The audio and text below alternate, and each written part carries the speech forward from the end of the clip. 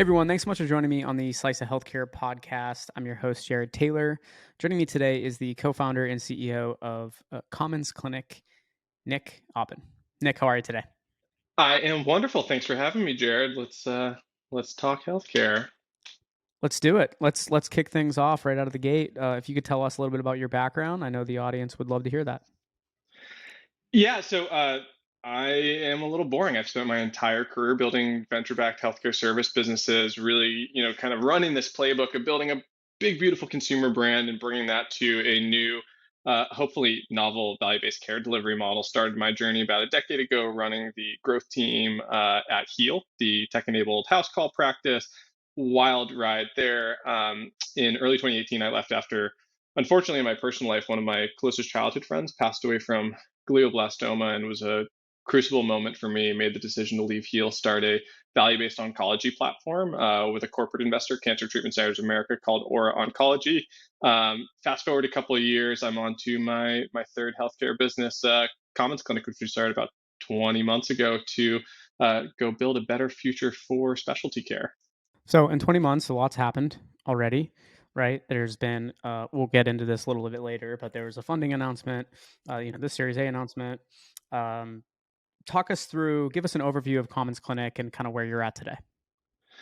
Yeah, absolutely. So to give you the very, frankly, trite one-liner here, we're building the Oak Street Health, or insert your favorite kind of risk-based provider group model here for specialty care, with an initial focus on the musculoskeletal stack. So spine, orthopedics, interventional pain management, physiatry, physical therapy, the kind of comprehensive spectrum. When you peel back that first layer of the onion and really get at what we're trying to achieve, and kind of the opportunity that I see, is to go into a market like LA, where we've launched and have two clinics operational, or the Bay, or some of the Texas markets. These major metros that are really dominated by big oligopolistic hospital systems that have used the gravitational force of their hospitals to consolidate markets, drive up the cost of specialty care, and, in my opinion, deliver a really, frankly, shitty experience to consumers. And especially coming out of COVID, we see an opportunity to build a new care model to compete with them for the specialty care pie that is built on lighter weight infrastructure, is ruthlessly more consumer and brand centric, and is focused on delivering high quality, affordable care, and taking on the risk and responsibility for that care, rather than just trying to crank out facility fees. So we were fortunate enough to we raised $11 million to date in seed financing, led by fantastic investors, Anik Rahman at Vast Ventures. We have two clinics operational in LA today, spine and orthopedics, and are really focused through 2023 of going and competing with the big boys like Cedars-Sinai, UCLA, and Providence, and doing so hand in hand with our health plan partners, and taking on full risk for musculoskeletal episodes of care, and saying, hey, if that care went to Cedars today, maybe it's $100,000 facility fee for a spine case, just exorbitant prices that just shouldn't exist in this healthcare ecosystem, and saying, hey, we can take on a budget for this care, deliver better quality, better outcomes, better experience, and hopefully build a really fantastic business off the back of that. Let's talk a little bit about, I guess, what's wrong with hospital system level of care today. Because I'm assuming, and I know you kind of talked a little bit through this when you explain this here. That's part of the inspiration and why you wanted to build this company. Can you talk a little bit more about that? So I think one of my frustrations with the healthcare technology, healthcare kind of innovation ecosystem, is there's a habit of trying to build new care models that are outside of the system, that are virtual only, that are maybe going direct to employer, that are ignoring the reality that if you live in LA today and you have low back pain, there's like a 98% chance that you're going to go to a community orthopedic surgeon that's aligned with Cedars, UCLA, or Providence, right? The inertia of healthcare is that healthcare is local, and that people make kind of local decisions. And with that vein, hospitals have been really successful consolidating market share, and they have very specific incentives. They have $1 billion of debt on their big box, and they need to make facility improvements and keep the mothership humming. And I think what that means for consumers in the healthcare ecosystem is that you cannot create radical value in specialty care unless you compete with hospital systems, unless you try to win market share, unless you go toe to toe with them. This is not building some virtual like sidecar to the real show. It's about going and stealing market share and doing so in a way that you have a care model that can ultimately, derive a lot of value for everyone that matters here. Like physicians need to have a great place to work. They need to make great money. Health plans need to save money and bend the cost curve. And then, by far the most importantly, it's like I just want to deliver great, transparent care to consumers and do it in a way that they don't need to, manage the complexity of that care, all of the things that are so broken about going in this assembly line hospital system service experience. And talk us through, I guess, the state of orthopedic care in particular. Yeah, so I think when it comes to specialty care broadly, and at a micro level with orthopedics, we're really seeing a paradigm shift in how we care for folks and how kind of a step change or dichotomous that is from the typical model, right? On one side, minimally invasive surgical intervention and really the technologies that power that, from new custom implant technologies to robotics to everything in between, is making it safe to do things like first a total joint replacement in a surgery center, and now complex orthopedics, spine, things that 10 years ago we thought were hospital forever, basically, right? You can do a total joint replacement in a surgery center for 40% cheaper on average than a hospital-based facility with better outcomes, right? Faster recovery times, fewer revisions. And I think what we are seeing in specialty care, writ large, is things are getting better, faster, cheaper, at the quickest rate in history, really driven first by a site of service shift. And that's going to continue, right, and break the hospital system model. Yet on the other side of the equation, there is a massive amount of waste in MSK, just like procedures that shouldn't happen, don't need to happen clinically, because that's how physicians and facilities get paid, right? But could be better service with a conservative care program like pain management, physical therapy, physiatry, right? This kind of multimodal approach. And I think the early iterations on solving this issue have been fantastic. We have a core partnership with Sword, one of the, really bright spots in kind of the virtual care space, really proving that virtual PT can have massive outcome leverage. And I think, what I am designing to do is take these, two huge interventions that we can prevent a lot of unnecessary surgeries, a lot of waste, and drive a massive site of service arbitrage, and build that into both a single care model kind of centered around a collaborative care medical home, but also give it a business model chassis to thrive. Like those two interventions, from a physician's point of view, like you don't really capture the value of that in a fee for service ecosystem.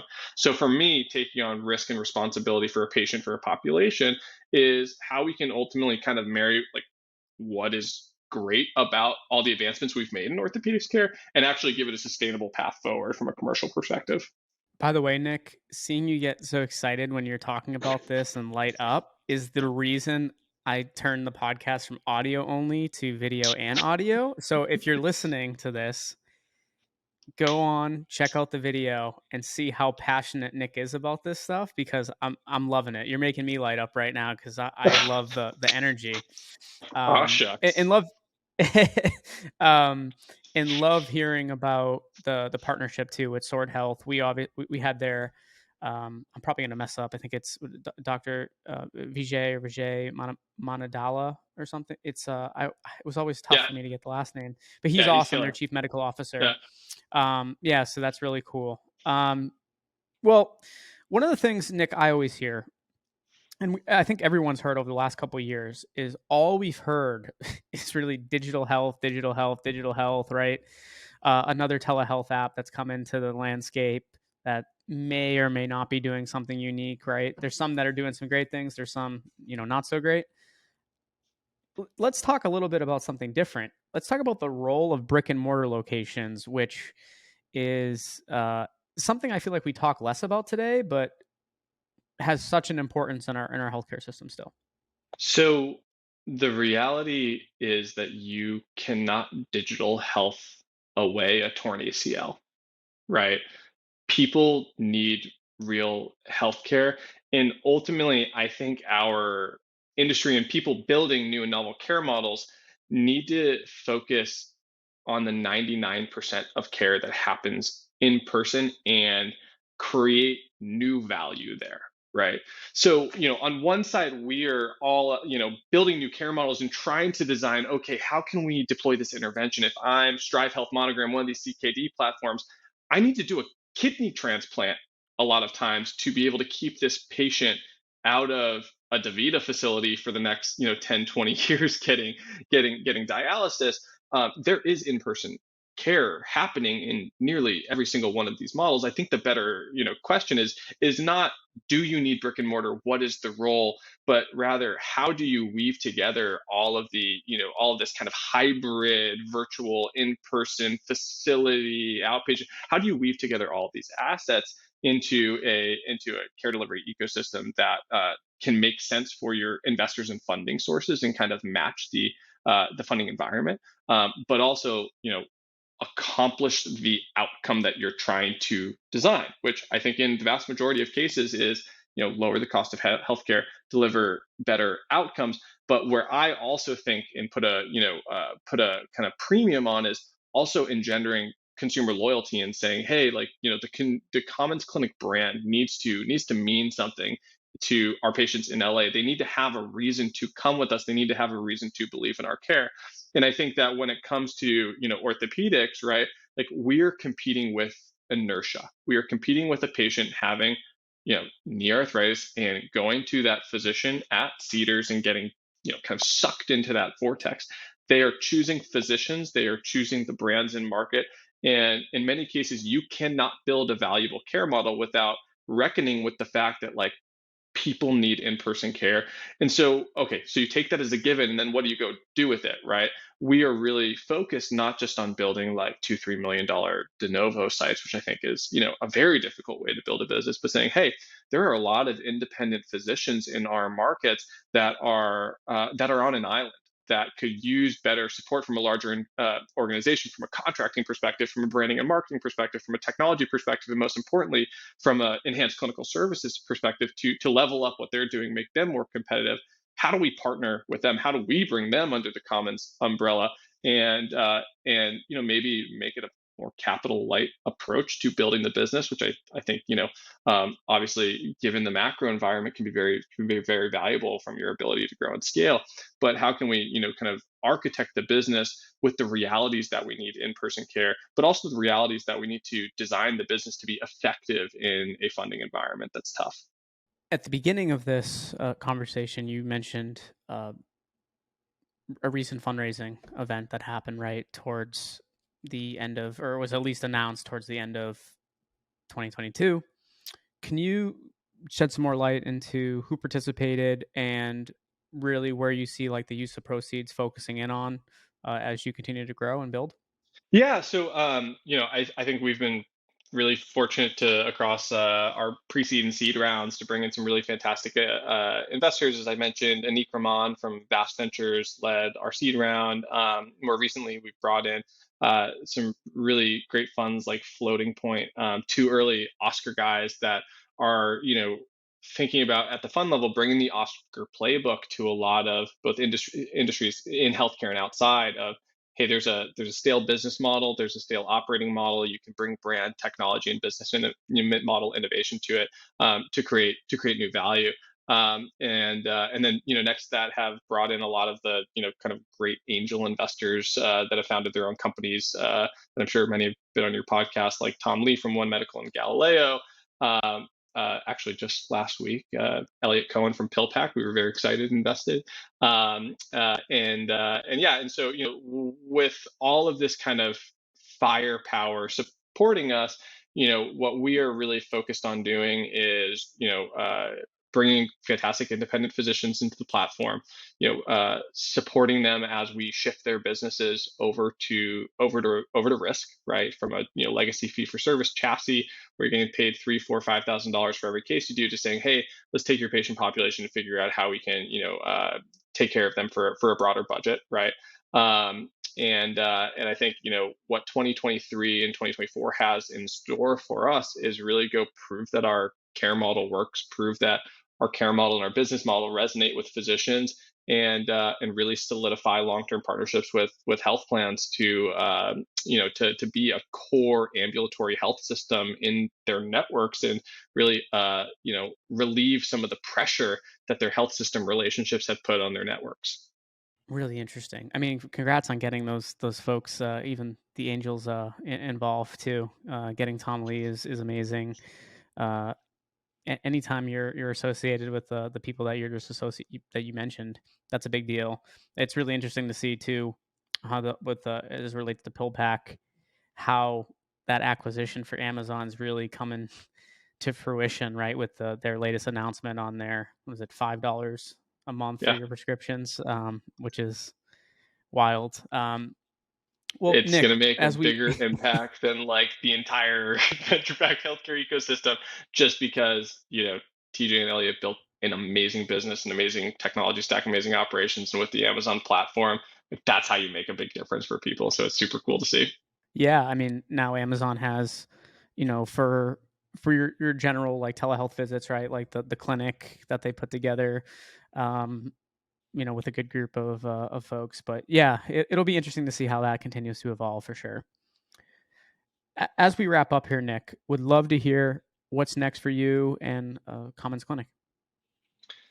Yeah, I mean, like at the end of the day, like my business is pretty simple. It's go bring in great specialty physicians, surround them with, all of the resources that they need to deliver really great care, and partner with health plans to take accountability for our patient populations. Like when you put those ingredients together, we hope to give, you know, tens of thousands and hopefully hundreds of thousands of patients great specialty care outcomes over the next decade. So it's grow, grow, grow, and continue to build our brand and build our value in the market.